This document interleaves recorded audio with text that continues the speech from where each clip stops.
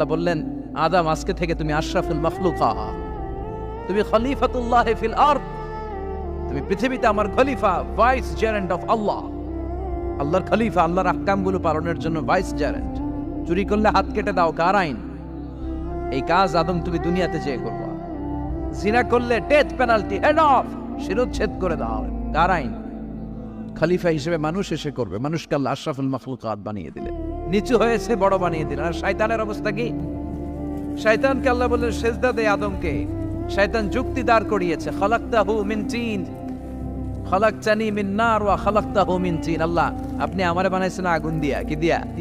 আগুনের ধর্ম উপরের দিকে ওঠে আর মাটির ধর্ম সে নিচে পড়ে থাকে, আমি কেন সেজদা দেব? শয়তানকে চিরকালের জন্য ইবলিস মালউন, অভিশপ্ত আর জাহান্নামী হিসেবে ঘোষণা দিয়ে দিল কে? এজন্য আপনি ছোট থাকতে চাইবেন, আপনারা বড় বানাবে কে? আর আপনি নিজেই যদি বলেন আমি বড়, থাপ্পড় মেরে আপনারা নিচে নামাই দিবে কে?